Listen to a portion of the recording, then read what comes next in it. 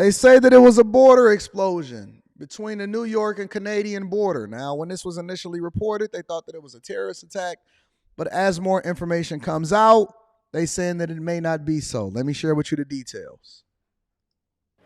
Breaking news on the vehicle explosion at Niagara Falls Rainbow Bridge. Eamon Javers has the details. Eamon. Mike, WNBC's Jonathan Dienst has obtained exclusive video now of the incident at the U.S.-Canada border in Niagara Falls. Take a look at these images. We're going to play it a few times here. You're looking at the very top of your screen, and what you're seeing moving from left to right here is a white vehicle coming into the Border Patrol area at a very high rate of speed. It hits some sort of barrier there and then goes completely airborne. You see higher maybe than that guard hut there. The perspective can be a little bit off here, but that is a vehicle. You can imagine the speed that vehicle must have in order to get that airborne. And what we're told happened just after this clip ends is that the vehicle then hits the Customs and Border Protection guard area, bursts into flames, and then explodes. We're now told that there are 2 dead in this incident, 2 confirmed dead, and those are the occupants of that vehicle. Still unclear here, Mike, what the intent was here, if any, and authorities, as you can imagine, are pursuing that. We also know that at this time, the airport in Buffalo is now closed. Authorities are keeping a lookout for any other suspicious activity. The mayor of New York has said that he has sent NYPD officers to Buffalo to assist in this investigation.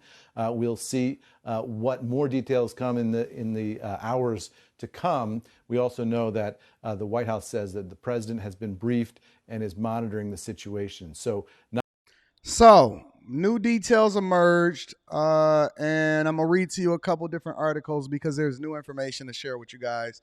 As of late last night at 2:23 a.m. Eastern, they said that the FBI said late Wednesday night that they have concluded their investigation into the fiery car crash at the U.S.-Canada border near Niagara Falls that claimed the lives of a husband and a wife from the western part of New York. So they were confirmed to be deceased.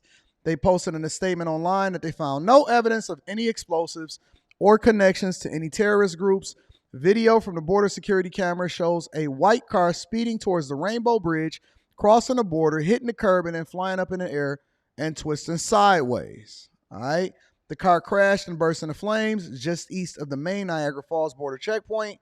Then all of a sudden they seen black smoke, then fire. There was no explosion, just black smoke.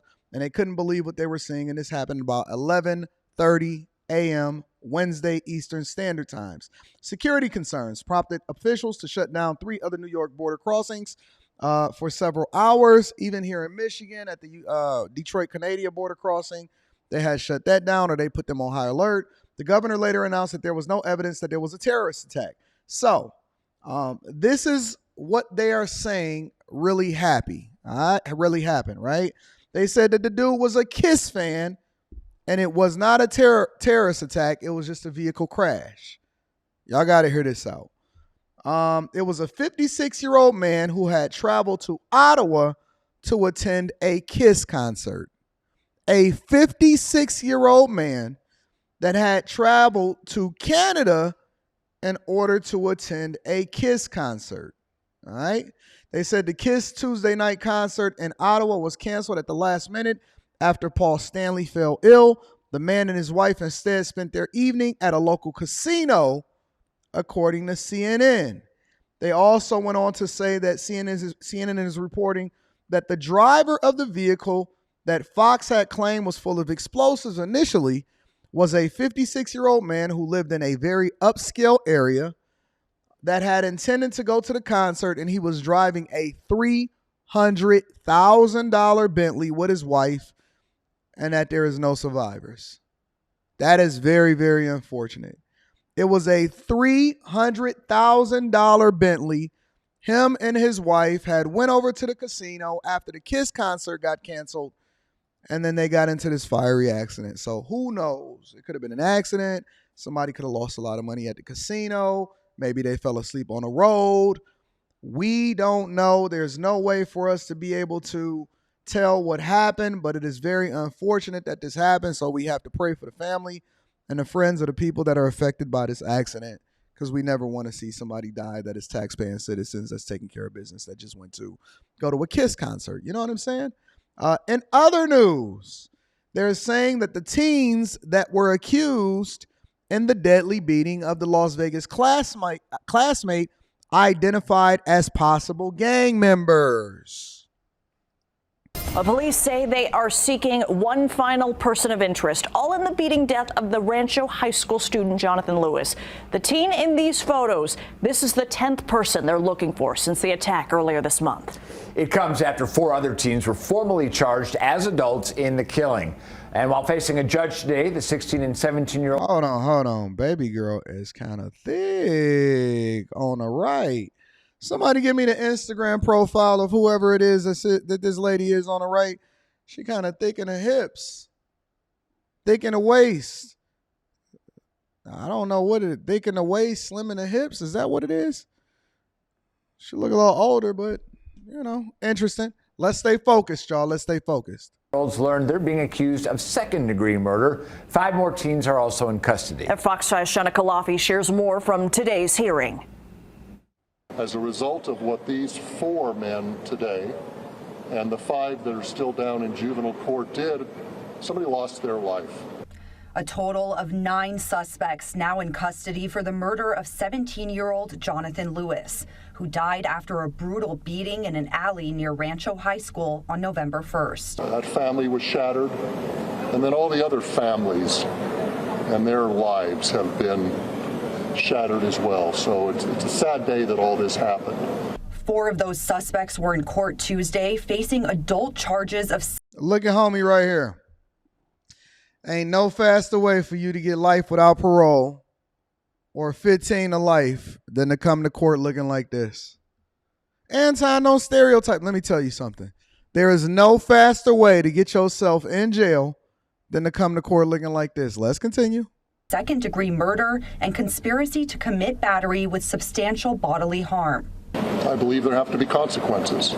People make choices. And based upon their choices, there needs to be consequences and punishment. The judge said the 4 16 and 17-year-old suspects charged as adults will be housed in juvenile custody, awaiting their next hearing on December 14th. So, this is what's being reported as we see, and Anton has conversations about how the culture is so trash.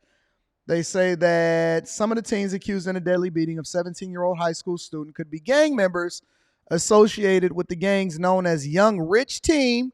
Listen to these gangs that they're a part of. Young Rich Team, Murder Block, and 2100 Block.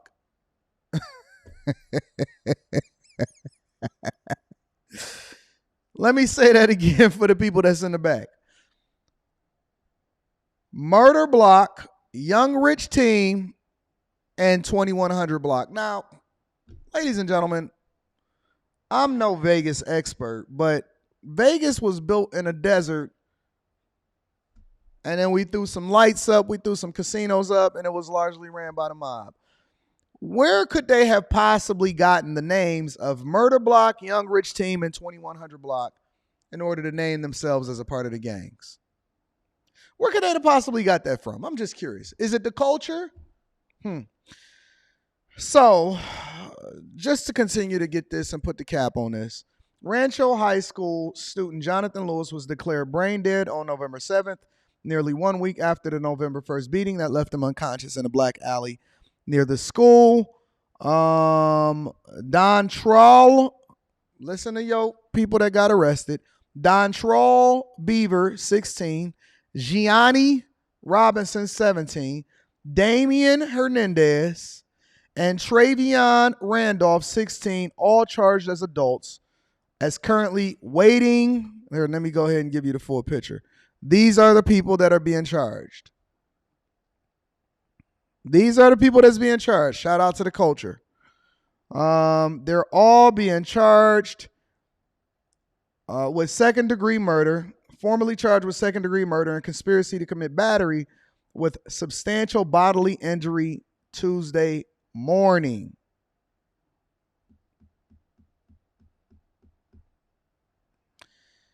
And And last but not least, ladies and gentlemen, millennials say they need to earn $500,000 a year in order to be happy, which is nearly 4 times as much as other generations. You know, the interesting thing about this article when I was reading it and came across my desk is that I remember at a time where somebody had reported, or it was largely believed, that anything you make over $70,000 no longer substantiated any other feelings of happiness. You got no more dopamine. There was nothing else that came along with anything else once you made it past $70,000 a year. That used to be the number. I don't know if anybody ever remember that. They used to say it was $70,000 that you needed. Anything above $70,000, you no longer got any additional dopamine hits, and that you felt nothing more, or there was no other euphoric feelings that you got as a result of making more than $70,000. But they saying, according to a new poll of around 2,000 people from financial services company Empower, in conjunction with the Harris poll, which found Americans believe they need to earn just over $284,000 a year to be happy. It says currently the median household in the U.S. earns around $74,000 a year, according to Empower's survey. Had a median salary of $65,000. The true number needed to be happier, maybe smaller than that. Estimates of what's needed are all relatively similar across all generations, clocking in between $124,000 to $130,000 for Generation Z. Gen X and baby boomers, except for millennials and outliers, say they needed about $525,000 a year, driving up the average. And while the jump from the median income to $284,000 may seem large in order for somebody to be happy, there are also variations. So millennials are saying that they need at least, I am considered a geriatric millennial. I am on the very, very tail end of it. I don't really get into these whole conversations of what you are. I just know that the OGs, the Generation X, the boomers of yesteryear, they failed us. But millennials are largely saying that they need at least $250,000 a year. I'm sorry, $284,000 a year in order to be happy. All right. So a lot of people say money can't buy happiness. Millennials obviously think otherwise.